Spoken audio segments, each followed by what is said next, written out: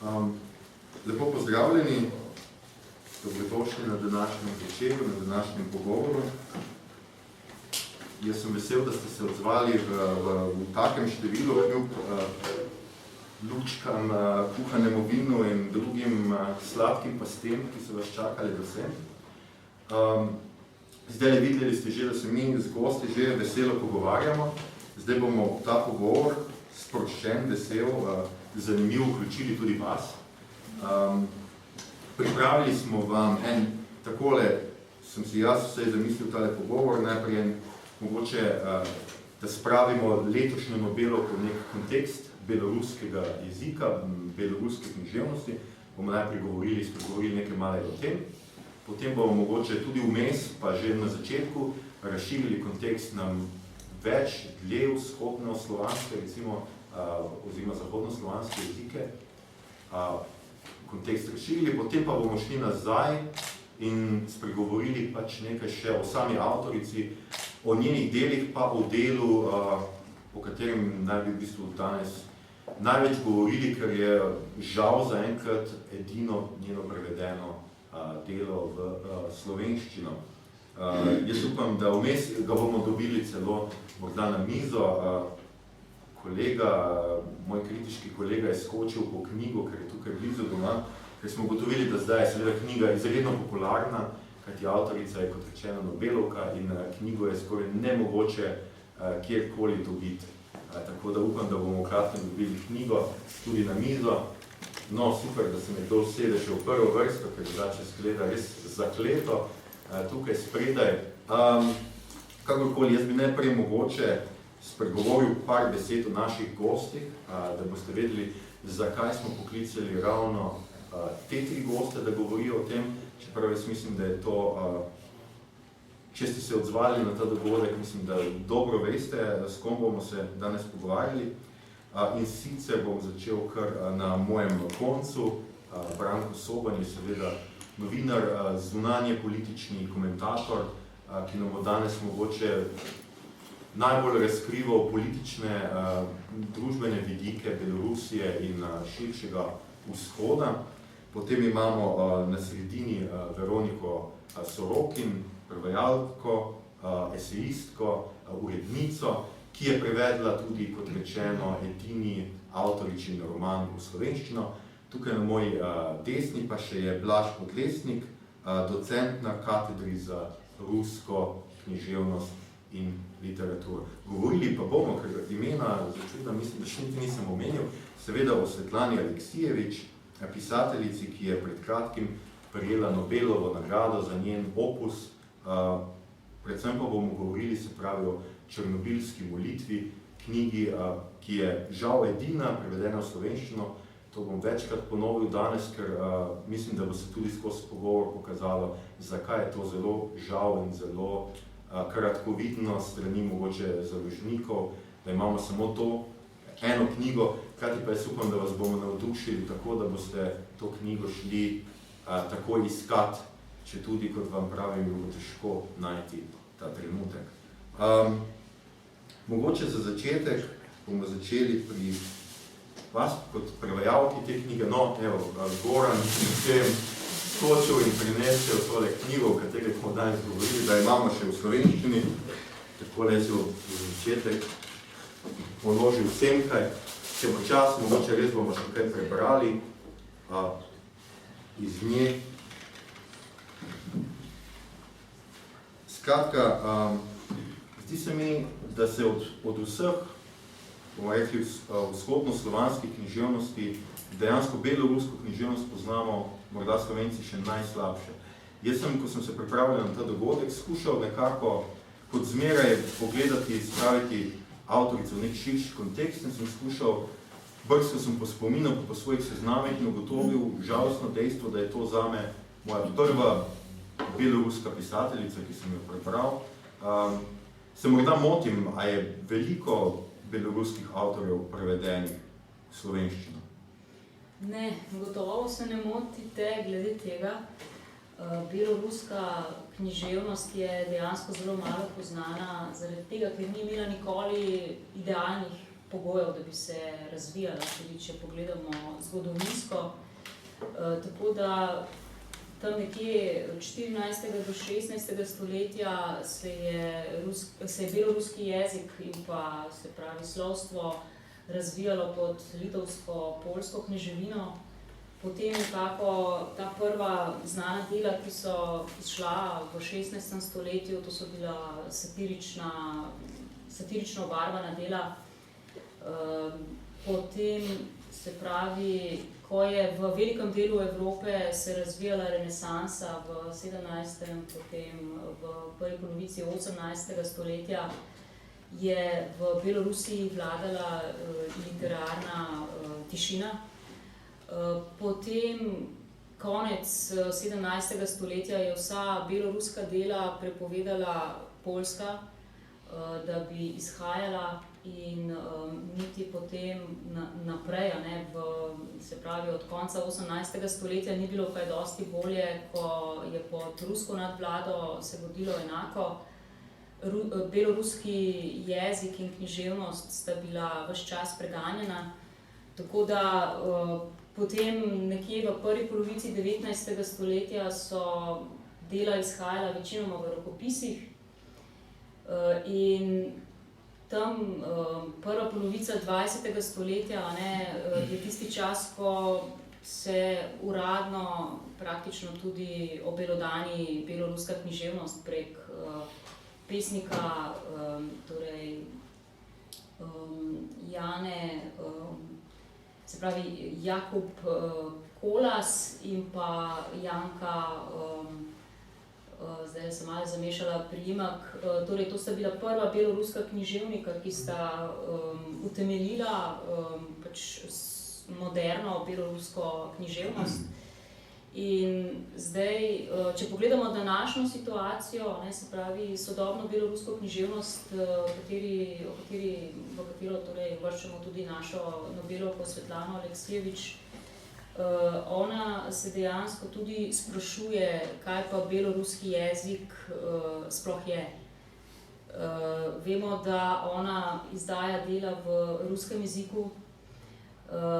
Sama je torej se učila beloruski jezik, ki ga imenuje narkomovka, se pravi ljudski komisarjat, sovjetski komisarjat je 26. avgusta 1933. leta uvedel jezikovno reformo in pač po načelih bolševistične vlade je takrat to pomenilo tudi močno rusifikacijo beloruskega jezika in kulture, književnosti nasploh. Tako da ona sama pravi, da beloruski jezik je znan, ampak ne tako dobro, da bi lahko v njem pisala in se izražala. Moram reči, da tudi večina beloruskih avtorjev, s katerimi sem se jaz pač nekako seznanjala, da bi jih zdaj tako temeljito brala kot Svetlano Aleksijevič, ampak da so mi prišli pod roke, so dela njihova pisana v ruskem jeziku. Izjema so recimo mladi pesniki, ki pa pesnijo v beloruskem jeziku. Tako da tukaj je zdaj eno celo kolesje ozadja zgodovine, ki govori o tem, zakaj pa mi del v beloruščini ne poznamo tako dobro. In pač se dejansko vidi, da tudi Belorusi sami se počutijo kot zelo majhen narod sredi bivše Sovjetske zveze. Je pa tako, mi mislim, da ponavadi, zdaj ste govorili recimo o tem, kolikor sem pač jaz tudi preverjal oziroma gledal, tudi večina ljudi, oziroma večina nekako pol večino še govorijo rusko, oziroma ruščina je skoraj da glavni jezik, oziroma izpodriva beloruščina, ampak razlika med obema jezikoma je pa velika, ni tako? Ja, seveda je velika, veliko večja kot je, če bi zdaj primerjali ukrajinski jezik z ruskim jezikom. Tako da tukaj je spet treba gledati zgodovino. Verjetno v beloruskem jeziku je bilo več reform, oziroma so nekako drugi vplivi krojili pač beloruski jezik kot ukrajinski, ki ima spet veliko bližine z poljskim jezikom, Poljska je pač mejna država in tudi tukaj je šlo za poljsko-litovsko kneževino v preteklosti, ki je potem tako močno zarezala tudi v vse te jezikovne posebnosti. Gospod Podlesnik, kako vi kot se pravi raziskovalec ruske književnosti, kot rusist gledate, kako se gleda na te pojave, bomo rekli, se pravi, a je zdaj Svetlana Aleksijevič beloruska pisateljica ali je vendarle ruska pisateljica? Saj, če piše v ruščini, je potem nekako logično, saj, če jaz gledam iz slovenske književnosti, mi bomo recimo nekoga Slovenca, slovenskega državljana, ki bo pisal v francoščini, kot se je recimo zgodilo tudi v preteklosti, ne bomo dojemali kot slovenskega pisatelja, medtem ko bomo nekoga, ki je morda živi na Kitajskem, pa lahko ne vem kaj, ampak tudi je lahko kitajski državljan, nikoli ni stopil v Slovenijo, ampak če bi pisal v slovenščini, bi bil Slovenec, slovenski del slovenske književnosti. Kako je s tem? To je tako zelo zanimivo vprašanje, ki se je razplamtelo prav zdaj ob Nobelovi nagradi, zato ker interpretacija enega dela ruske pišoče javnosti, pustimo, da je to del, ki je recimo nekje bliže politični desnici ali pa tej novi Rusiji, je interpretiral to nagrado kot nagrado ruske književnosti, ki jo Rusi dobijo vedno samo takrat, kadar ob zahodni Evropi začnejo plavati podmornice. On je celo rekel, Zahar Prilepin je rekel, jaz sem celo v Parizu pred 2 letoma na enem pogovoru rekel, dajte nam enkrat nagrado brez podmornic. Njegova interpretacija je bila, no, zdaj imamo spet podmornice, spet smo dobili nagrado.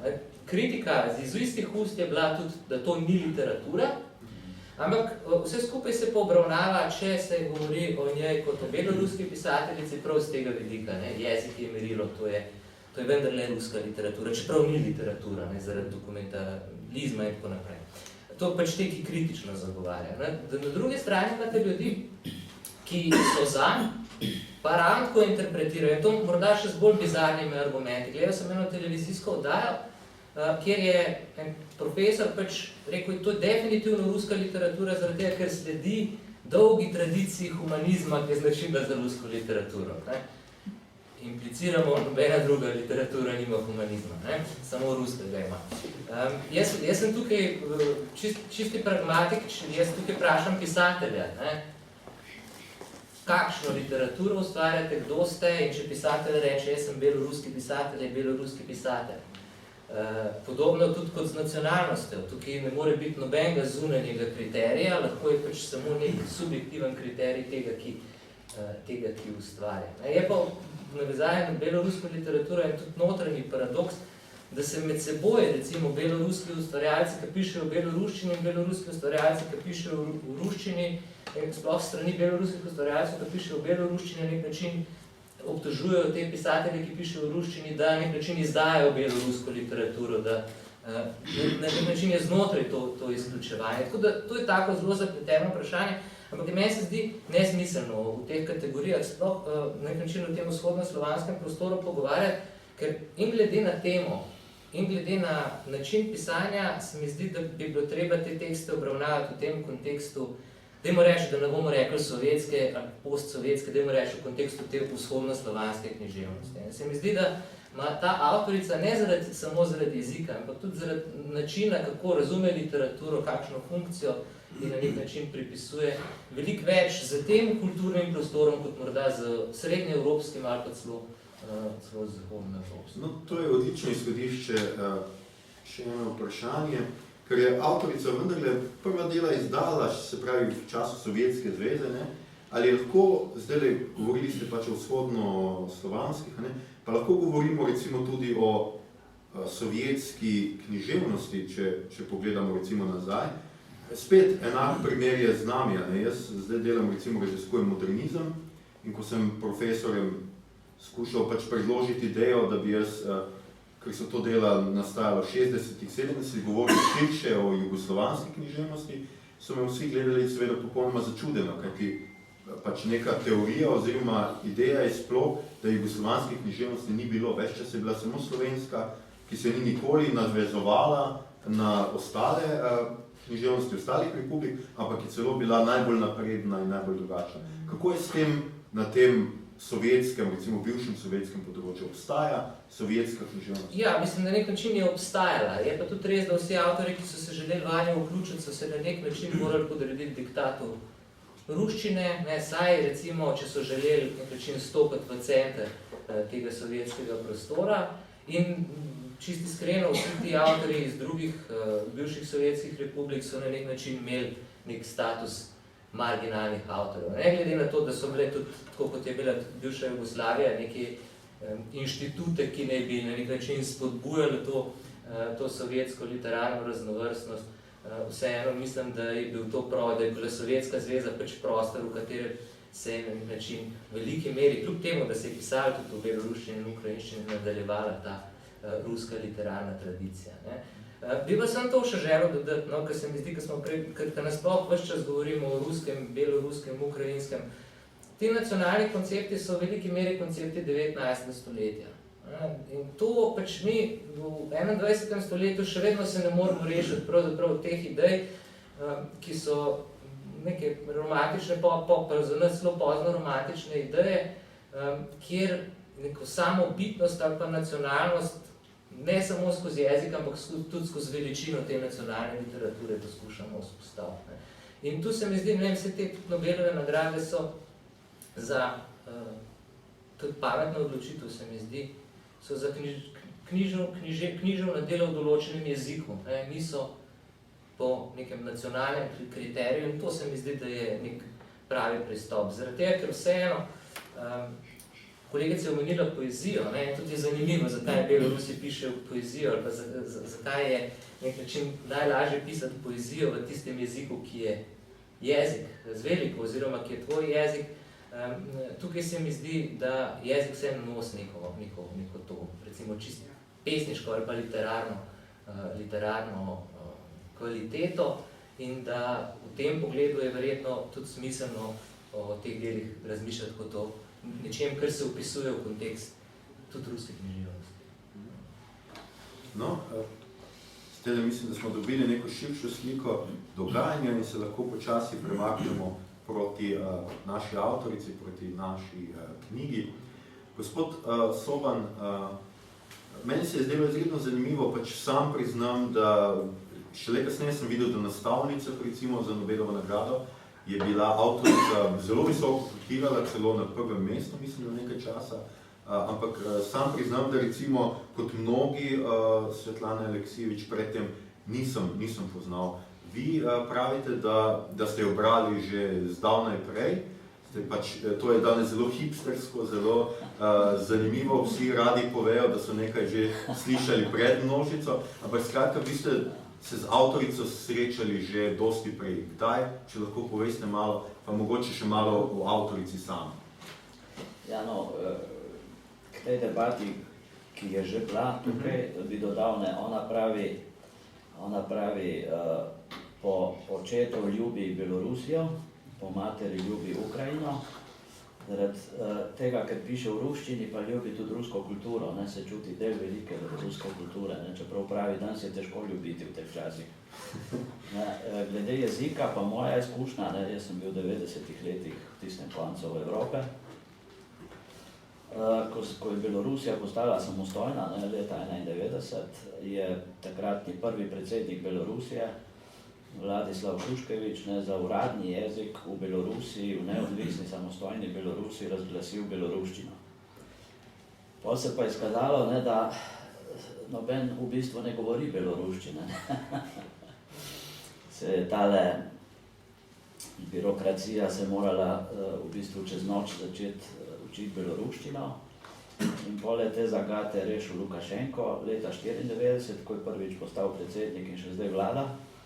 In je ukinil beloruščino kot uradni jezik in kot uradni jezik postavil ruščino in s tem je bilo jezikovnih problemov konc, vsaj za tiste, ki beloruščine niso znali. Zdaj, kar se tiče Svetlane Aleksijevič, jaz v resnici jo berem že več kot 20 let. Mene je, moram reči, reči, ta del Evrope zmeraj zanimal, sem tudi bil tam dopisnik v Moskvi 6 let. Kdaj sem se prvič srečal z njo, mene je zelo zanimala tale sovjetska invazija Afganistana, pač prebral sem vse, kar se je takrat dalo prebrati. Pol se je pa pojavila ta njena knjiga, pojavili so se tudi intervjuji, jaz sem to spremljal, ona je napisala to knjigo o afganistanski vojni Cinkovi malčiki, jaz bi rekel fantje v cinkovih krstah, kjer je imela probleme z objavo te knjige, mislim, da ni bila objavljena 10 let, objavljena je bila šele bolj, se pravi, v začetku 90-ih let, ko je Sovjetska zveza že razpadla, ko je slavna Rdeča armada se morala umakniti čez tisto široko Amudarjo. Jaz sem bil na tistem mostu, to je dol Termes, na meji med Uzbekistanom in Afganistanom, seveda ne takrat, ampak kasneje. In sem začel prebirati to knjigo, prebiral sem intervjuje, ki so se z njo pojavljali, ki so jih objavljali tuji časopisi, tudi ruski. No, pol v bistvu sem pa, dokončno me pa očarala, ko sem dobil v roke tole černobilsko molitev, ko je prvič išla 2006, jaz sem takrat bil v Moskvi, takrat je prvič išla v bistvu necenzurirana verzija v celoti. In vem, da je bila velika, je bil pravi lov za to knjigo, ker je v par dneh pošla v knjigarnah, sicer kasneje se je znova pojavila. Meni je bilo veliko do tega, da jo dobim v tistem prvem trenutku, ko se je pojavila in v resnici, ko sem to prebral, to je knjiga, ki te v resnici pretrese. Tudi ta černobilska tema me je zanimala, sem se pogovarjal z ljudmi, ki so bili zraven, ki so imeli to izkušnjo. Eden od teh je bil Anatolij Rahanski, je preživel, to je bil med tistimi, ki so reševali takrat Černobil, je preživel in on mi je pol tudi pripovedoval te štorije o Černobilu, nekako. Sicer o tem se bomo verjetno še kasneje pogovarjali. Ampak vseeno, on mi pravi, do Černobila, v bistvu ti sovjetski čas, lahko štejemo nekako čas do Černobila in čas po Černobilu. Tudi Černobil je precej prispeval k razpadu Sovjetske zveze. Ampak do Černobila je veljalo prepričanje, da je to ta jedrska energija najbolj varna na svetu. Govorili so o tistem vojaškem atomu in mirnem atomu. Vojaški atom so bile bombe v Nagasakiju in Hirošimi, mirni atom so bile žarnice v domovih in so govorili, da so jedrske centrale tako varne, da bi jih lahko imeli na Rdečem trgu v Moskvi. Rahanski pa doda, da tudi pod posteljo bi jih lahko imeli, ampak seveda po Černobilu se vse to spremenilo. No in mislim, da je Svetlana Aleksijevič šele s to knjigo v bistvu, s to černobilsko molitvijo postala nekako svetovno znana. Prevedli so v bistvu vse jezike. Mislim, da je ta knjiga zdaj v svetu natisnjena v 4 milijonih izvodov, kar je zavidanje vredna številka. No in pol te černobilske molitve naprej sem pa spremljal tako rekoč vse, kar je bilo nje napisano. In sem nekako, seveda to je težko reči, zdaj ta ženska, ta novinarka, ta pisateljica bo dobila Nobelovo nagrado, ampak nekako sem si želel, da jo dobi prav zaradi tega njenega razkrivanja resnice, ki jo je Sovjetska zveza nenehno tlačila ta oblast, jo nenehno tlačila dol in resnico, o drugi svetovni vojni, pa o Afganistanu, o Černobilu, zmeraj se je skrivalo resnico. Mene je bila pa ona všeč glih zato, ker je to resnico odkopavala, na neusmiljen način, na neusmiljen način je razgrinjala te napake, ki jih so počeli prejšnji režimi in ki jih počne tudi današnji. Tako da je zame, mislim, ko sem slišal to novico, da je dobila Nobelovo nagrado, moram reči, da sem rekel, mislim, je res prišla v prave roke. No, to je še eno mogoče zanimivo vprašanje te knjige in vseh njenih knjig, Nobelova nagrada za literaturo. Nekateri pravijo, da je to zdaj prva Nobelova po 60 letih, ko je dobil Winston Churchill, ki je prišla v roke za neliterarno delo. Kako pa ste vi trije, recimo, vsi brali to? Ali za vas to literatura, se pravi leposlovje v tem nekem smislu, ali je bolj to nek poročevalski, novinarski tekst? Kako ste pristopali? Ja, no, če smem, ker sem glih pri besedi, ni bil samo Winston Churchill, med prvimi je bil Theodor Mommsen, ta, ki je pisal. Mislim, da druga Nobelova, bila podeljena, mislim, da je. Ja, Theodor Mommsen, ki je pisal rimsko zgodovino, potem je bil Winston Churchill, morda bi sam lahko vrstili tudi Bertranda Russella, sicer je filozof. No, jaz nisem, moram reči, strokovnjak za literaturo, ampak jaz bi rekel, da to je literatura. Tudi Švedska akademija pravi, mislim, ker seveda ona je novinarka, uporablja novinarsko orodje, raziskuje, koplje, ampak to vendarle oblikuje v neko zame umetnino. Ne more vsak. To zame to je literatura. Mnenja so pa tukaj deljena. Ja, jaz sem se tudi nekako posvečala temu vprašanju, zaradi tega, ker je povzročilo to vprašanje toliko nekih polemik že pri sami podelitvi oziroma razglasitvi. Tako da jaz iz svoje izkušnje bi rekla, da je to in eno in drugo, ker treba je ločevati med metodo, ki se je ona poslužuje, ki dejansko je metoda novinarja, novinarska, se pravi, novinarski pristop, ko imaš pred sabo človeka, s katerim se pogovarjaš in to beležiš.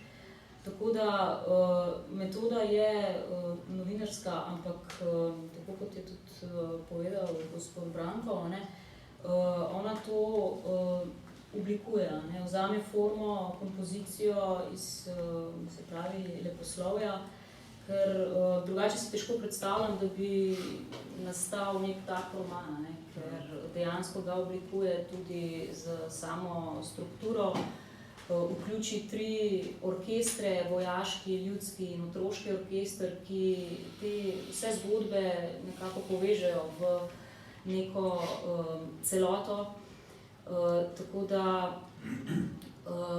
tukaj je dejansko vključevala in eno in drugo, ker tudi sama se močno zgleduje pri svojem delu po literarnih novinarjih, in sicer konkretno Ryszard Kapuscinski, poljski novinar, svetovno znan, in pa omenja tudi Hanno Kralj. To sta njena 2 vzornika iz res sodobne, se pravi, sodobnih novinarskih voda. Tako da tukaj je mogoče res nek izziv, ki si ga tudi literarna teorija mogoče zastavlja ali pa ga vidi, da neko literarno novinarstvo in leposlovje sta 2 vzporedna svetova lahko tudi, ker na vse zadnje novinar, to tudi lahko gospod Branko lepše odgovori, je še nekaj več, kot samo zapisovalec, poročevalec, vsak ima svoj stil. In tukaj dejansko se vidi, da ne gre za gole izjave, gre za obdelane tudi dialoge ljudi, ki nastopajo v tem delu, in ker seveda ona se posveča tej globinski plati, čustvom, da tukaj dejansko tudi ne ostane samo pri nekem podajanju dejstev zunanjih okoliščin. Nekaj podobnega bi lahko rekli za Ano Politkovsko. Jaz sem Ano poznal 10 let. Nazadnje sva govorila 2 meseca pred njeno smrtjo. V bistvu gojem podoben stil. je novinarka, ampak zame tisto, kar piše, je bistveno več, ne, neka nadgradnja, ne, je že neke vrste umetnost, ne. Ampak takih primerov je bilo v Sovjetski zvezi, ne, tukaj sem si zapisal Frida Abramovna Viktorovna, novinarka literarne gazete, na podoben literarni način obdelala sodni proces proti Brodskemu, ne. Je tu, lahko rečemo, neka predhodnica naše današnje Svetlane. In tudi tole kroniko tekuščih sabitij, ki so jo začeli ustvarjati disidenti, je bila tudi neka nadgradnja. No, ni bilo novinarstvo, ne, bilo že nekaj več, ne. Tako da v tem prostoru so taki poskusi že bili pred Svetlano Aleksejevič. In ne, tudi tale Belorus Adamovič, ne, jaz sem iz Goreče vasi, ali kako je tam? Ja, iz Ognjene zemlje. Ja, no, tudi en tak poskus, ne. Tako da Svetlana je imela nekaj, no, ne zgledov, pač ona je originalna, ampak bili so taki poskusi že prej, ne. Gospod Podlesnik, če... Ja, vse ste že ogromno povedala. Jaz bom morda eno tako malo bogokletno misel izrekel. No. To absolutno je literatura. Je pa vprašanje, če je to literatura, ki je v tem čist literarnem smislu na nek način sodobna. Tako kot sta oba kolega omenila, tukaj gre za žanr, ki ima relativno dolgo tradicijo, to je žanr tega poigravanja z dejstvom oziroma z literarno obdelavo dejstva. In sploh kritiki, ki kritizirajo to avtorico, velikokrat izpostavljajo, da to ni novinarstvo v smislu, da bi ona popisovala dostopne zgodbe, ampak da je to zelo targetirano izbiranje zgodb, ki jih način pripovedovanja ali pa kontekst pripovedovanja v bistvu že zelo žanrsko determinira. Recimo govorijo o njej kot o avtorici, ki na nek način k svetu pristopa skozi antropologijo žrtve. Vse njene zgodbe so na nek način zgodbe žrtev, pa vse so katastrofične. To že pri samem gradivu je to selekcija, ki seveda neka selekcija, ki procesu, ki te selekcije določa neko umetniško videnje sveta. Pa imate pa še cel kup plasti tega teksta, kjer se ta deklarativno umaknjena novinarska poza na nek način vrača na literarni ravni. To so te uvodni komentarji, to so naslovi. Vsi naslovi njenih knjig so pravzaprav nabiti s pomenom, kljub temu, da so jasno ideološke, pa vsi ciljajo pravzaprav na neko večplastnost. Mi smo imeli vsi težave z prevodom te knjige Cinkovje malčiki. Zaradi tega, ker sta pomena dva. Eno so te, mi bi rekli v slovenščini verjetno kositrni fanti ali pa kositrni dečki, ker sta dva pomena. Eno so kositrni vojački, drugo so pa kositrne krste, oziroma cinkove krste, v katerih so se ti vojaki vračali mrtvi iz Afganistana, živi pa v teh zgodbah pravzaprav njeno pripovedovanje. In če greste gledati tudi to knjigo, pa boste videli, kako so v bistvu na nek način naslovi konstruirani, kako ona poskuša neko sliko sveta ustvariti z montažo, da je to na nek način zelo taka filigranska umetnina. Kolegica Veronika je že omenila, ona govori niti ne o izvirniku, o orkestrih, kar je še bolj pomembno, govori o zborih. Hor je v bistvu v izvirniku, savdatski hor, detski hor in tako naprej. Skratka, sooča pravzaprav prav v tem antičnem smislu zbore, ki govorijo v enem glasu, pojejo v enem glasu, pojejo pravzaprav eno resnico v tem dogodku in zelo navzven zoperstavlja to resnico pač neki drugi resnici. To se zelo lepo vidi v teh komentarjih v kositrnih fantih, kjer so jo potem tožili, pa je ona te neke obtožbe pa zapisnike sodnega procesa vključila v knjigo in je sebe pozicionirala, če vsi ti, ki mi grozijo, ki govorijo, da to ni moja vojna, jaz moram pa spregovoriti za tiste, ki mi niso grozili. Na nek način se zelo jasno pozicionira. Ampak vsa sredstva so pa izrazito literarne. Zakaj sem pa na začetku izrekel to bogokletno misel? Ruska literatura v 20. stoletju se je pravzaprav s tem problemom fakta srečevala od avantgarde naprej. In ena avtorica, ki jo nismo omenili, pa je tudi na nek način predhodnica Svetlane Aleksijevič, to je Lidija Ginsburg, avtorica te znamenite knjige Človek za pismenim stavom. Ona na nek način ta problem postavlja v navezavi na to tradicijo avantgarde, način postavlja ta problem kakršnega koli spomina ali pa zapisa kot nekega reflektiranega, subjektivnega dejanja, izpostavlja problematičnost dokumenta. Skratka, to, nek problem pravzaprav, kako ujeti svet v jezik, postane predmet literarne refleksije. Ne samo pri Lidiji Ginsburg, nasploh v književnosti ruski, recimo tam po letu 50, tej, ki na nek način razvija te vidike. To je pa književnost, ki pravzaprav uporablja vse literarne postopke, ampak na nek način maskira samo, recimo, ali pa poskuša zabrisati pravzaprav sled teh literarnih postopkov za posredovanje neke določene ideje, ali pa jih recimo harmonično uporablja, da bi posredovala neko določeno idejo. In v tem smislu sem jaz na začetku razmišljal, ko sem govoril, da je pravzaprav to na nek način zelo tipična vzhodnoslovanska književnost. Zdaj, ali pa književnost tega recimo ruskega kulturnega prostora, ki ima dolgo tradicijo pravzaprav teh ideoloških zlorab. Zdaj še eno bogokletno misel rekel, ko je enkrat izrekel moj kolega Ivan Verč iz Trsta, ko smo se enkrat pogovarjali in je rekel, iskreno ti povem, meni je popolnoma vseeno v tem literarnem smislu, a govorimo o Solženicinu, a govorimo o Fadejevu.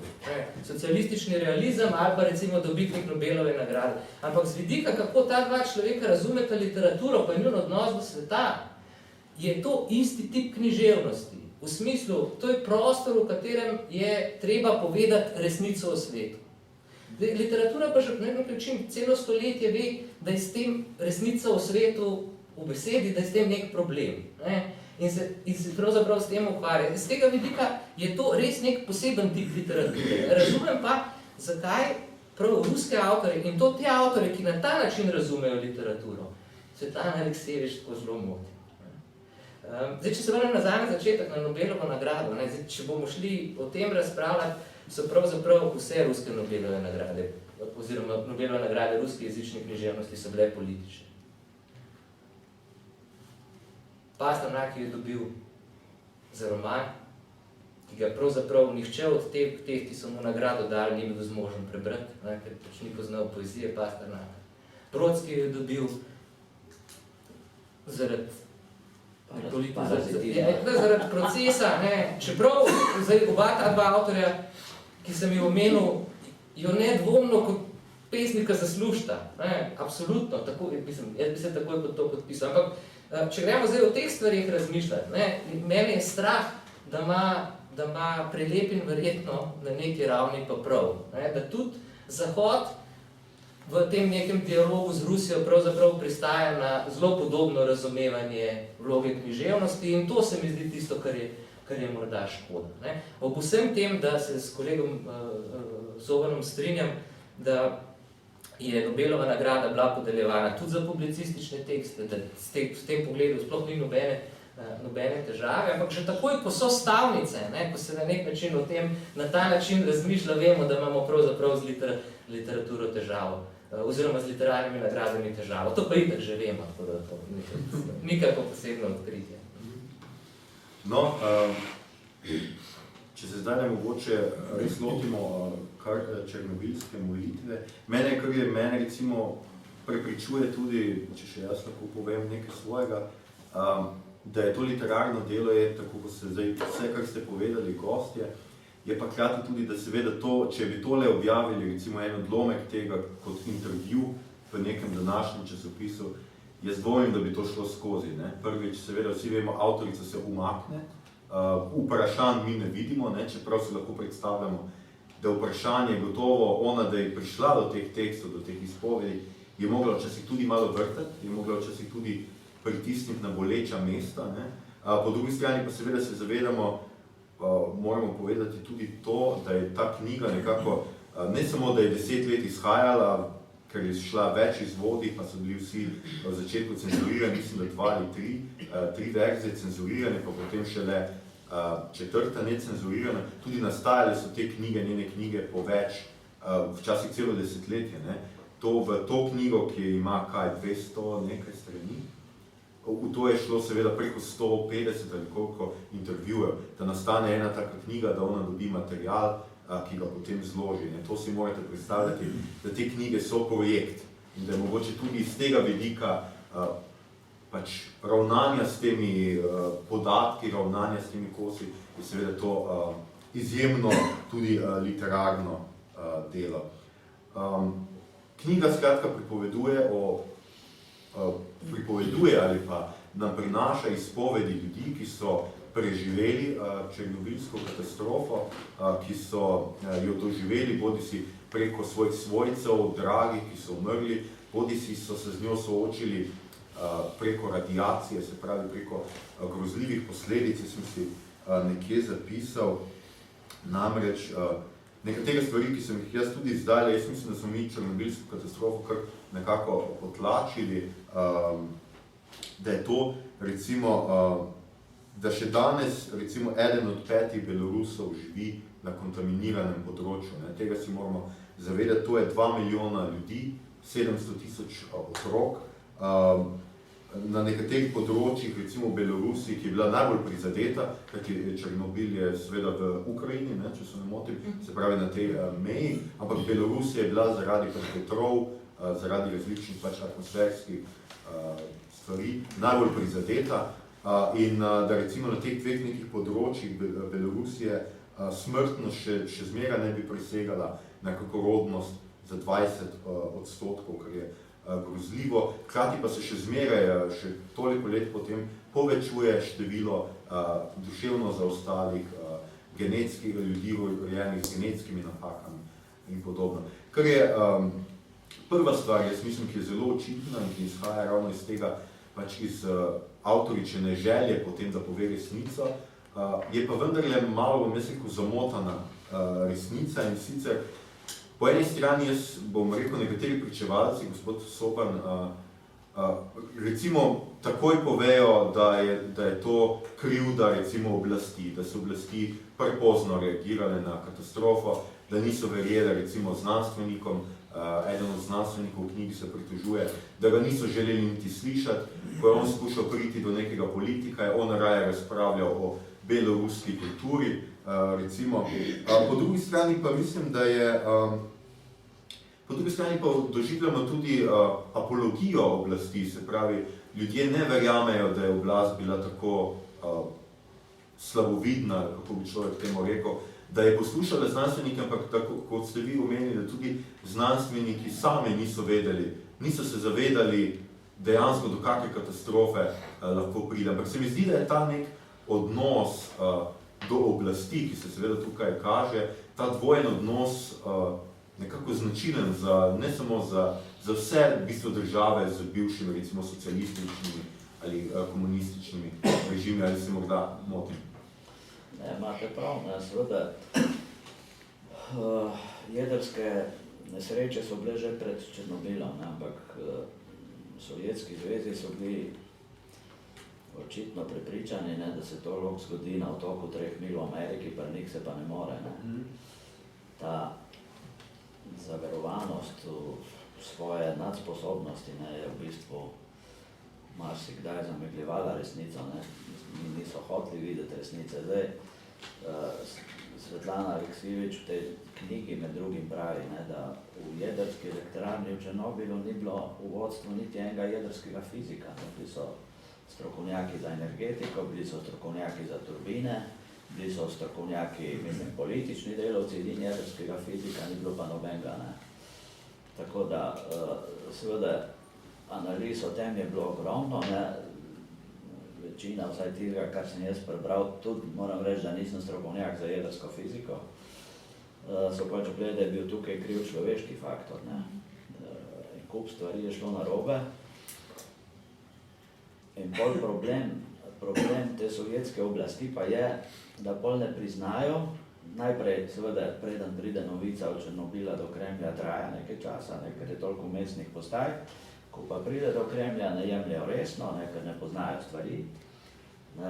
Gorbačov, ki je bil takrat šef države, je reagiral šele čez en teden, ne, mislim. ko je bilo za marsikaj že prepozno.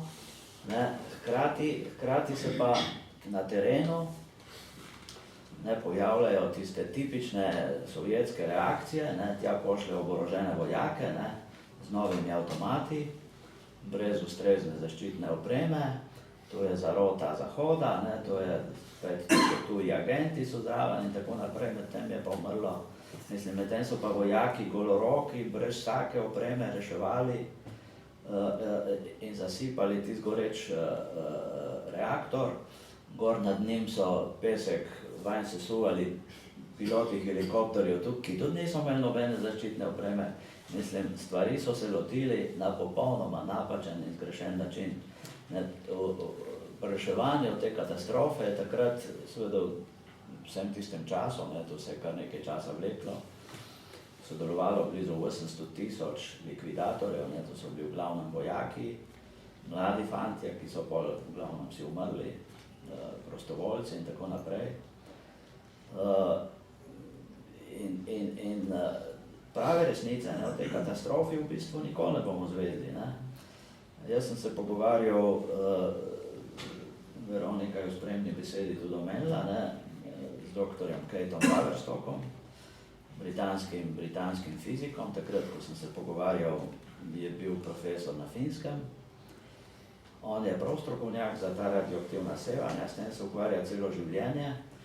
Zaradi njegovih resnic so ga vrgli iz službe v Svetovni zdravstveni organizaciji, ker je pač pisal preveč kritična poročila, ki Svetovni zdravstveni organizaciji niso ustrezala. On je izjemno kritiziral poročilo Svetovne agencije, tele Dunajske agencije za jedrsko energijo.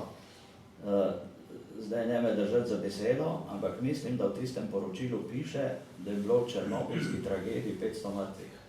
4,000. Ne. 4,000, ok, zelo malo. V bistvu jih je milijon in več, umirajo še danes. Ne. Jaz nisem jedrski fizik, ampak razpolovna doba teh radioaktivnih elementov je na tisoče milijone let. Ne. Ljudje bodo umirali tam še dolgo. Ne. In v bistvu, zdaj ne vem, koliko daleč je ta proces, gradijo nov, mislim, da gre k koncu, gradijo ta nov sarkofag, betonski sarkofag, tistim uničenim reaktorjem. Zakaj je prišlo do te katastrofe, pa tudi sovjetski način gradnje. Tam je nek material je zmanjkal, pol so pa gor na strehi tega reaktorja špranje zalivali kar z bitumno.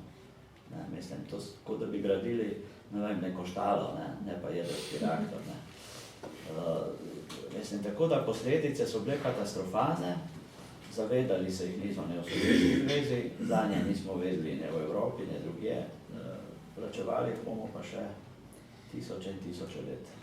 Ja, to se mi je zdelo izredno zanimivo, je tudi v knjigi, mislim, da izpostavljam, da najprej pride človeška neumnost, se pravi sovjetska neumnost, bomo rekli, potem pa ta sovjetska strašanska kolektivna požrtvovalnost. Kajti jaz mislim, da tudi knjiga je omenjeno, da v primeru, če pa oni ne bi takoj reagirali, poslali vojske, da ne bi se ljudje žrtvovali, bi pa lahko seveda celotna Evropa doživela posledice. Ampak kar je meni zanimivo je, da recimo ta jedrska katastrofa, ta nesreča je še danes precej tabu tema. Se vemo, avtorica recimo je bila zaradi vseh svojih raziskav, ampak tudi zaradi te pregnana iz Belorusije. A je to ta nek še vedno sovjetski sentiment, ki ga tudi Lukašenko, seveda kot proruski politik, ali kaj je dejansko vzrok? Ne gre samo za tale sovjetski sentiment, gre tudi za jedrski lobby v svetu. Jedrski lobby v svetu bi te papirje o Černobilu najraje potisnil v čim globi predal, ker pač take nesreče niso v prid načrtom o gradnji jedrskih elektrarn, mislim, tukaj sem jaz globoko na strani ekologov, jedrska energija je v bistvu, mislim, jaz pač glik zaradi takih katastrof bi se jaz rad čim prej odpovedal. Pogovarjal sem se denimo s Hansom Blixom, direktorjem Dunajske jedrske agencije za jedrsko energijo. pač pogovarjal sem se z njim ne zaradi Černobila, ne zaradi jedrskih elektrarn, ampak zato, ker je bil šef te misije OZN, inšpektorjev OZN v Iraku, ne, to je bila moja tema pogovora, ampak seveda sem ga vprašal tudi malo o jedrski energiji.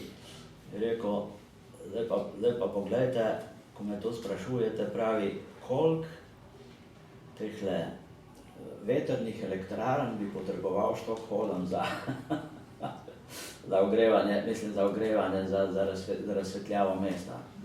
Pravi, na tisoče. Vse to namesto tistih vetrnic naredi ena jedrska elektrarna, on je del jedrskega lobija, ne. On bo do konca in njemu podobni ljudje bodo do konca dogovarjali jedrsko energijo, ne. Jaz pa mislim, da seveda jedrske elektrarne naredijo ogromno električne energije, ampak vendarle jaz mislim, da je treba poiskati alternativo, ne. Tudi zaradi Černobila, zaradi dotoka treh mil, zaradi Fukushime, to se bo nenehno ponavljalo v prihodnosti, ker nobena še tako izpopolnjena tehnologija ni popolna, prej ali slej pride do napake, ne. Pogovarjal sem se z enim ruskim novinarjem, ki je bil zaradi Černobila izgnan iz Rusije, zdaj je bil v Švici in naredil par dokumentarnih filmov o Černobilu, ki jih imam. Jurij se menuje, da se ne spomnim priimka, je tudi napisal debelo knjigo o Černobilu, ki je bila nazadnje prevedena tudi v ruščino, ampak najprej je šla v Franciji, pol v angleščini, šele na koncu v ruščini. Jaz sem ga vprašal, seveda debatiral o Černobilu 2 uri, pri njemu doma v Švici, blizu Lugana stanuje. Pol ga pa vprašam o Fukushimi, je rekel, veste, kaj o Fukushimi nam lažejo, ne, mislim, zmeraj lažejo, ne. Fukushima ima strahotne posledice, za katere ne vemo, oni celo Fukushimo primerjajo s Černobilom.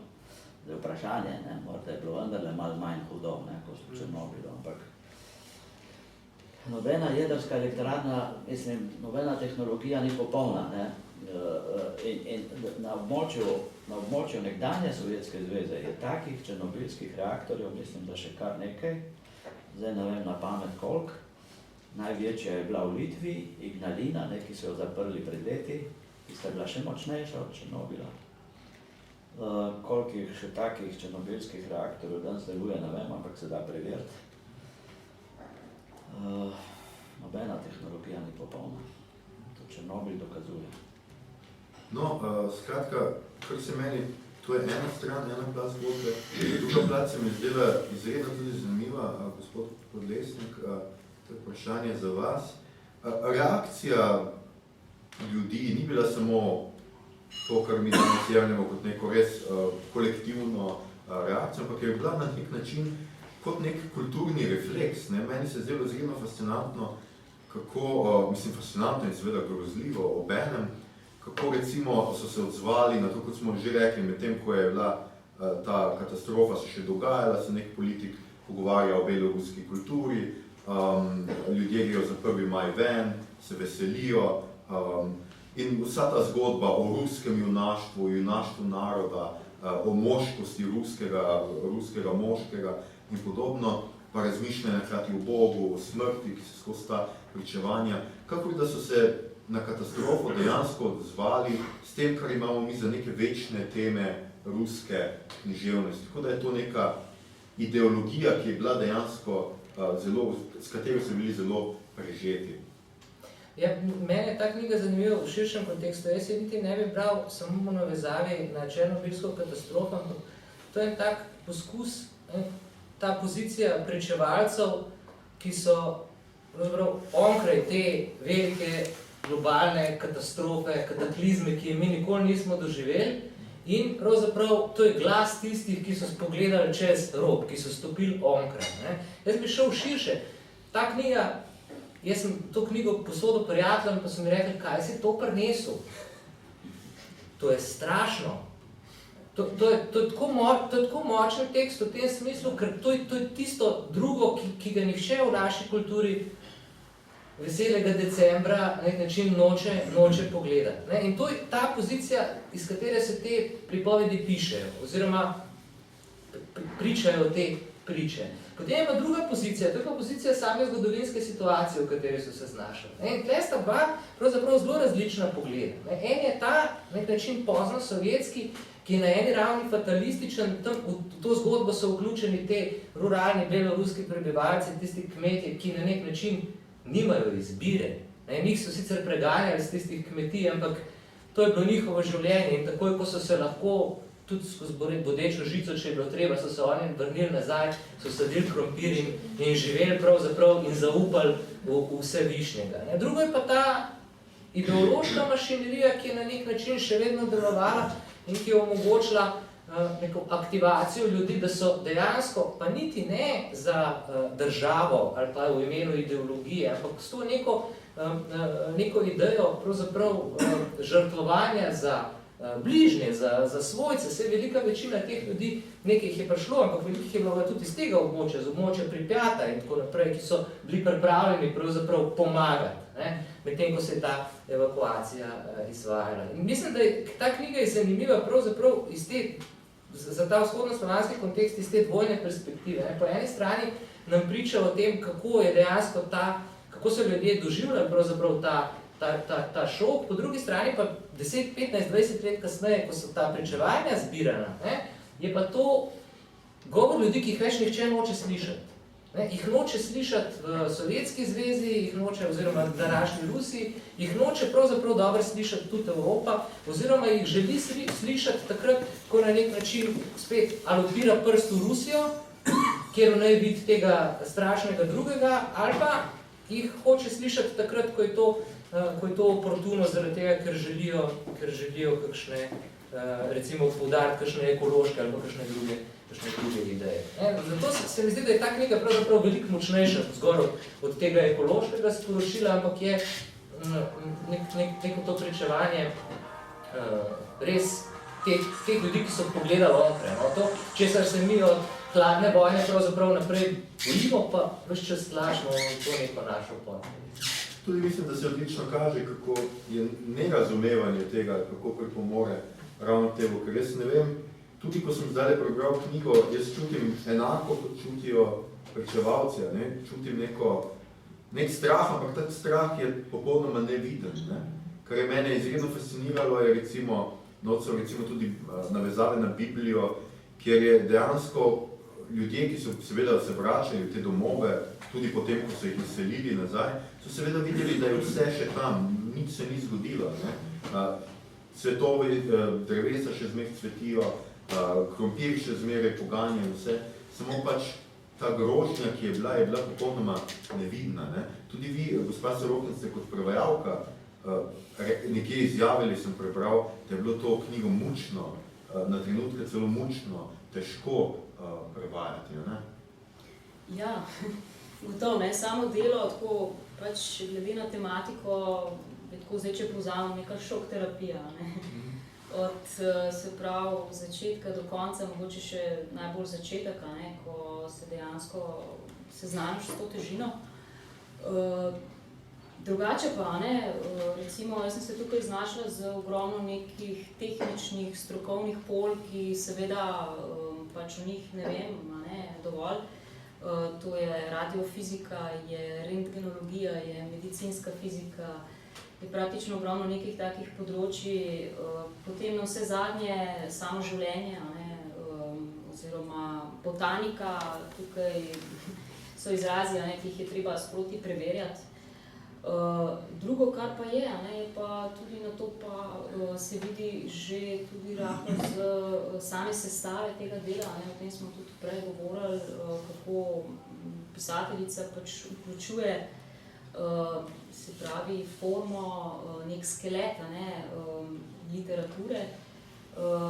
Tukaj na trenutke se je pač zdelo, kot da bi prevajala dramsko besedilo, ker ne gre za tekst, ki bi bil prečiščen, ampak gre za, se pravi, dialoge ljudi, za govore ljudi, ki so tu in zdaj, v dani situaciji, in tu je bilo pač mogoče težko, že z tega vidika, ker dejansko je treba upoštevati tudi vse te didaskalije, kako je nekdo nekaj rekel, ker to zelo poudarja tudi sama avtorica.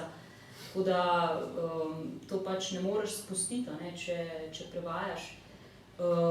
Se pa potem tudi razjasni to, zakaj so njena dela tako pogosto uprizarjena na odrih. Ker vemo, da drugje v Evropi je pač kar veliko njenih del teatriziranih. In to delo samo po sebi je bilo širokoplasno, tudi pri samem prevajanju, tako da se te dotakne, vsakega se dotakne, če to prevaja, tako da ne moreš ostati hladen, moraš prekiniti, ko vidiš, da ne gre več naprej. Tako da takih trenutkov je bilo veliko, je pa res, da si je potem treba tudi vzeti tisto pač jasno sliko pred sabo, da si le samo tehnična operativa, ki boš to na koncu lahko zaključil. Tako da je treba tudi s čustvi nekako opraviti na nek način. Kakšen pa je bil vendarle pristop k prevajanju? Jaz mislim, da je posebna težava mogoče prevajanja tudi to, da gre za na nek način, jaz ne vem, kako je to v originalu, seveda, ampak ker gre na nek način za zapise govora teh ljudi, se pravi, imajo nek svoj ritem, neko svoj način pripovedovanja in to se neprestano izmenjuje. Z tega vidika je bilo tudi kaj, recimo, posebnega pristopa zahteva delo. Ja, gotovo, recimo tu je veliko ljudske modrosti zajete v teh pogovorih, tako da tega je nasploh veliko, ker ob tej katastrofi so praktično ljudje postali filozofi, oni so se začeli spraševati, odkje je ta skrivnost, hoteli so jo razvozlati, to je bila za njih skrivnost, radiacija, ni se je dalo vonjati, ni se je dalo videti, spraševali so se osnovne stvari, vendar do teh informacij niti niso mogli priti, ker pač že par dni po katastrofi je iz knjižnic izginila večina literature, ki je bila vezana na Nagasaki, na Hirošimo, na jedrsko fiziko, tako da tukaj potem drugi vidik, recimo prevajanje otroških dialogov. Tu je tudi zelo močen segment v tej knjigi, kjer zajema otroke, ki so praktično komaj so se rodili, so že umirali, pač vsaj otroci na najbolj kontaminiranem področju Gomilevske regije, potem torej Mogilevske regije in pa Homilja, tako da tudi ta otroški svet je bilo treba na en način mogoče drugače razumeti in interpretirati. Če smem tukaj, jaz sem bil v 90-ih letih tudi tam v Belorusiji, ker me to zanimalo. Bil sem v par nevladnih organizacijah, ki so pomagale tem otrokom, žrtvam Černobila. Oblast je te nevladne organizacije kaznovala zaradi tega, ker so pomagale otrokom, ker so s tem v bistvu oblast hoče to skriti pred javnostjo, tele butaste nevladne organizacije pa to vam vlečejo. So bili ljudje zgroženi, mislim, v šoku pripovedovali, kaznovani, prepoved delovanja, pustite otroke na miru, mislim, grozljive stvari, ko hoče oblast nekaj skriti pred javnostjo, celo grejo čez življenje otrok, samo da se nekaj prikrije. To je grozota teh režimov, ki tega jaz njo tako občudujem, ker točno to vse razkriva, kar hoče oblast skriti. Ona piše o skritih straneh zgodovine, kot pravi. zato jo jaz tako spoštujem. No, gospod Soban, pa da mogoče ne bomo zaključili ravno s katastrofnim, s tragičnim delom knjige, pa poglejmo, vendar je pa tudi, kar je spet ena značilnost, spet ravno tega obdobja oziroma te zgodovine, so pa razni ti vici, ne? Vidimo, da že ljudje si skušajo pomagati, skušajo se nekako znebiti te tragičnosti, ravno s pomočjo recimo tudi humorja in tudi beremo ogromno spet v tej knjigi teh komunističnih vicov oziroma vicov na Černobil. Ne? Pravijo nekateri, celo neke knjige raziskave, govorijo celo, da so komunistični vici pomagali zrušiti socialistične sisteme. Kako vi na to recimo gledate? Zdaj sem razmišljal, ampak se nobenega ne spomnim, pa Černobil. Jih veme ne para, ampak mi zdaj ne pride v glavo. To je res, ne, v sovjetskih časih, ne, to vemo za Radio Erevan, ne. V sovjetskih časih so bili vici, šale in tak ventil, ne, s katerim se je sproščalo ta politični pritisk, ne, ki je takrat vladal. In jaz mislim, da je bilo to dobro. Ne. Ne vem, enega se spomnim, seveda ni veza ne na Černobil, ne na Sovjetsko zvezo, ampak na ta hip mi je padel v glavo na vzhodno Nemčijo. Ne. Sonce vzide, ne. Honecker, predsednik Nemške demokratične republike na okno, ne, sonce pravi dobro jutro, ne, tovariš Honecker in tako naprej. Sonce ob 12. gor na vrhu, Honecker stoji pri oknu, pa pravi dober dan, ne, tovariš Honecker. Pol pa sonce zaide, Honecker stoji ob oknu, čaka, sonce pa nič. Pa zatuli, a boš kaj reklo? Pravi, jebi se, zdaj sem na zahodu.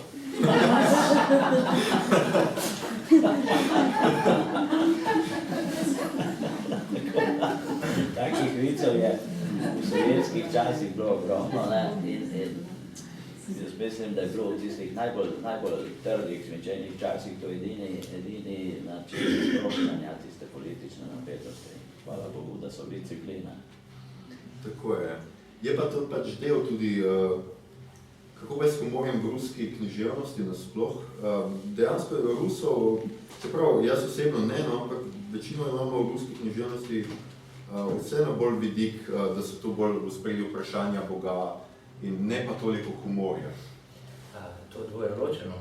Aha, no, dobro vprašanje. Ne, ima tudi ruska književnost svoj humor, je pa verjetno specifičen, ampak mislim, da tukaj konkretno v navezaji na to delo je pravzaprav humor uporabljen prav kot predstavitev tega sovjetskega vsakdana, kako prav na nek način v vsaki situaciji, ko pač živijo v nekem sistemu, najdejo nek način preživetja. Drugače pa, če ruska književnost, če bomo govorili o humorju, bomo zelo hitro prišli tudi do absurda in do takih zadev, tako da ima pač v vsej svoji tradiciji neko komično plat, je pa res, da je velikrat vezana s tragično. Ne? Ta tragikomična komponenta je na nek način prisotna od klasične literature, imate prav Gogolja, Dostojevskem. Mogoče tak ne preveč šaljiv tip je bil Tolstoj, ne? Ampak veliko avtorjev je, recimo, ki imajo to afiniteto do smeha. Vprašanje pa je, če obstaja res nek ta sproščujoč, lahkoten smeh, ali je pa vedno vpet v, recimo, to neka razreševanje teh nekih, recimo, velikih vprašanj. Ampak jaz nisem ravno strokovnjak za komično v ruski književnosti. Ne bom tudi kakšnega ekspozeja delal. No, gospa Sorokin, mogoče za konec dve vprašanji. Če bi imeli zdajle, da se pojavi neka zelo razsvetljena založba, pa vam reče, eno knjigo želimo od Aleksijevičeve, katero knjigo mislite, da je zdaj ta prva, ki je najbolj nujna za, recimo, za prevod v slovenščino, ter drugič mogoče, če poznate, če bi želeli, recimo, če bi imeli na izbiro, še katerega od beloruskih avtorjev, ki jih mogoče, da bi ga še predstavili, recimo, slovenski književnici, kdo bi to bil? Ja, zdaj prvo vprašanje moram reči, da je tukaj iz konteksta zanimanja v Sloveniji, a ne, zelo težko govoriti, katera knjiga bi bila aktualna od avtorice, ker imam občutek, da nobena, no, čisto tako, a ne, ker ne vem, jaz sem se že malo posvetovala, pozanimala, a ne, ampak ni odziva, ni zanimanja. Tako da to je pač situacija, ne, tukaj na našem trgu. Tako so mi tudi dejansko pojasnila, ne, da tukaj grejo bolj v prevode kuharske knjige, tako da toliko o tem, ne. Drugače, če bi jaz sama nekako izbirala njena dela, bi pač zadnje delo, ne, ki se pravi Vremja second hand. Čas iz druge roke. Ja, čas iz druge roke, ker se mi zdi, da je pač aktualna, ne. Ta je o razpadu, če se prav spomnim, Sovjetske zveze. Ja, o travmah postsovjetskega človeka. Jaz bi tudi tole prevedel. In če smem povedati dve zgodbi iz te knjige,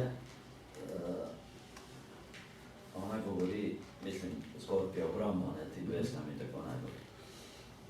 Ona govori o fakulteti za novinarstvo, kjer so med vsakimi počitnicami izginili najboljši profesori. Jeseni so bili zmeraj vsi novi, ne, 2 ali 3 sta ostala. Izginili so vsi najboljši študentje, vsi tisti, ki so razmišljali svojo glavo, ne, končali so v gulagih. Ampak ljudje so molčali. Molčali in dan spet molčijo, pravi Svetlana. Ne molčati. In druga zgodba govori o enem fantu, ki je imel izredno rad svojo teto Oljo. Ne.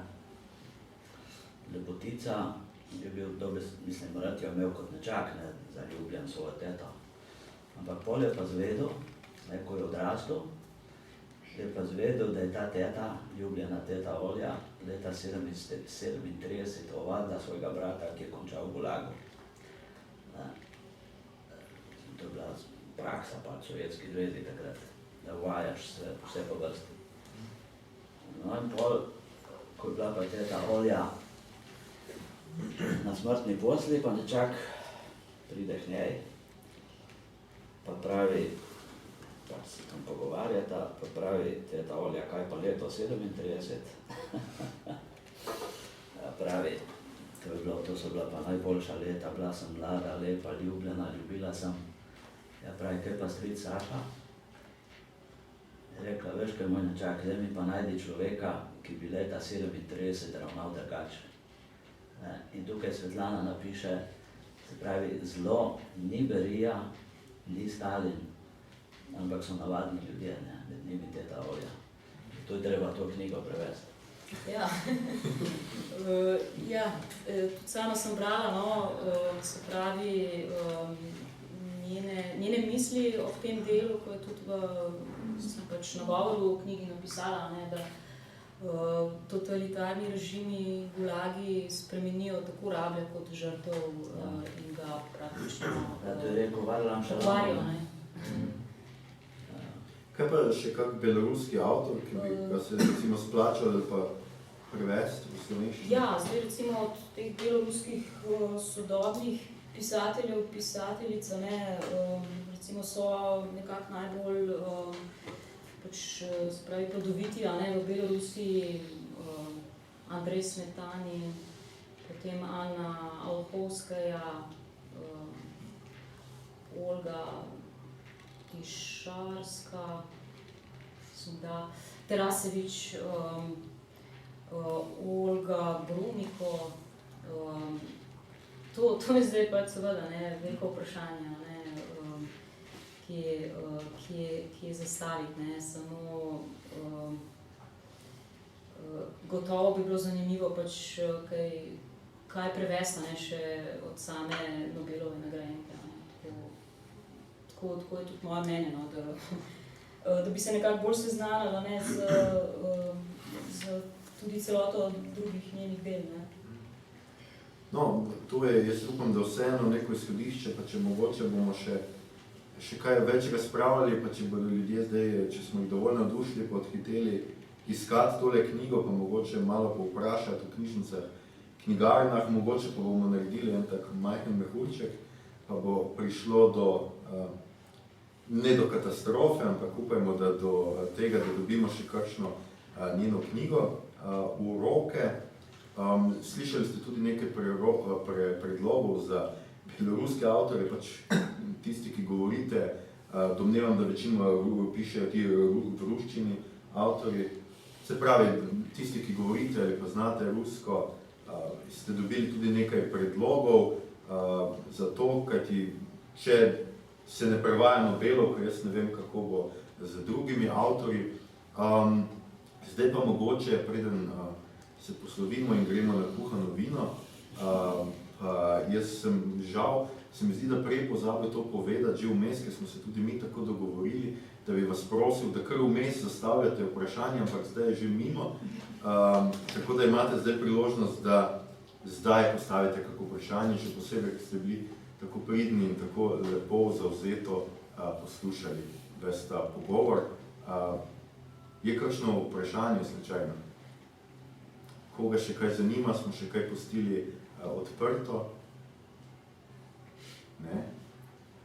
Aha, tamle. Samo kratko vprašanje v zvezi z tem second hand vremja. Se vam zdi, da Mutatis Mutandis ta duh teh intervjujev lahko prenesemo tudi na naše razmerje? Namreč ta prenos prehod iz enega sistema v drugega, potem povzroči v ljudeh eno odrivanje faktov, recimo, pa željo po iluzijah in tako naprej. Jaz mislim, da ja, ne? Vse tranzicije so si po svoje podobne. Ne? S tem, da je bila sovjetska dost, mislim, na najbolj krvavih, sovjetska zgodovina. Ampak podobne stvari so se dogajale v vseh vzhodnoevropskih državah, tudi pri nas, ne, tako da mislim, aktualnost, ja, mislim, da ja, da je bilo koristno tudi za naše okolje. Jaz bi morda dodal spet eno malo bogokletno misel, zato ker mene subverzija zanima. Jaz sem v tej knjigi razmišljal kot v prevodu in je dejansko ne bi prevajal v slovenščino. Pa veste, zakaj ne? Zato tudi v tem razlogu, zakaj je Svetlana Aleksejevič tako popularna v Zahodni Evropi. Zato, ker se na nek način se jo bere kot avtorico, ki govori resnico o tem vzhodnem svetu, ki je tako drugačen od našega zahodnega. Meni se zdi to knjigo, ali pa bi se dal to knjigo smiselno prevajati, če bi jo lahko plasirali na način, da bi jo brali na ravni naše ujetosti v svetu, v katerem mi živimo. Govorimo o veselem decembru, o kuhanem vinu in tako naprej, ker delujejo zelo podobni mehanizmi in tako tudi zelo smo nepripravljeni pravzaprav. Hvala Bogu, v zgodovini evropskih zadnjih, zdaj že bo že kmalu 3/4 stoletja, nismo imeli teh velikih kataklizem, ki bi nas tako zelo soočili, v bistvu, v kakšnih iluzijah živimo. In ko beremo te knjige, pa na nek način na teh naših knjižnih trgih pravzaprav dobijo to vlogo nekega našega samopotrjevanja, kako na nek način je ta svet vzhodne Evrope drugačen.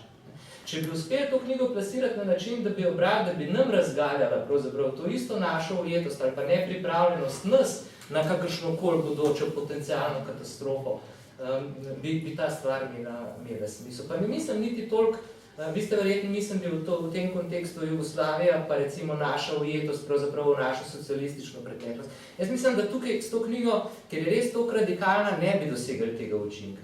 Tudi v našem prostoru bi mi gledali na ta vzhod kot nek divji vzhod, ki živi po nekih svojih zakonitostih.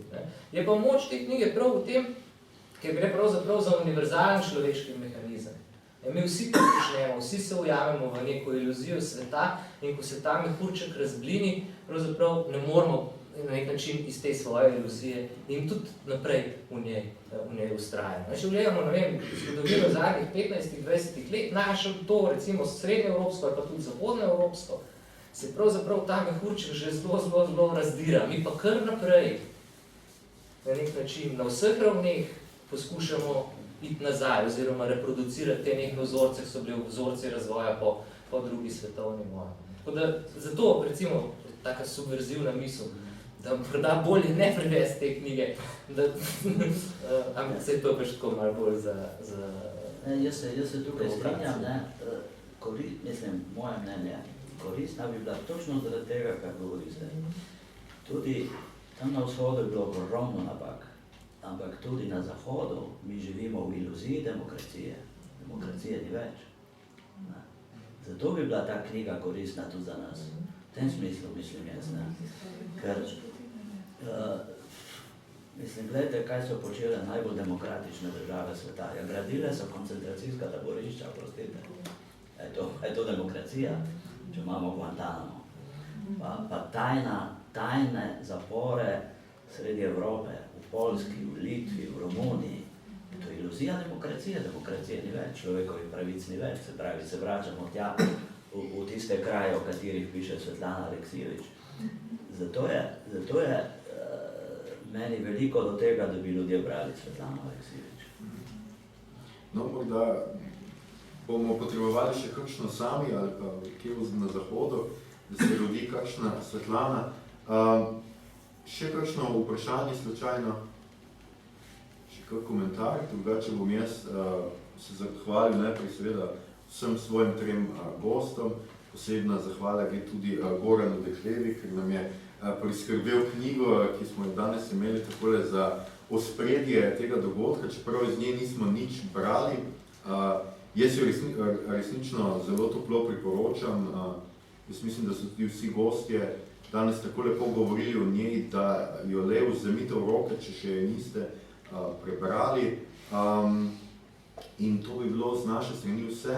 Najlepša hvala seveda vam, da ste prišli nas poslušati.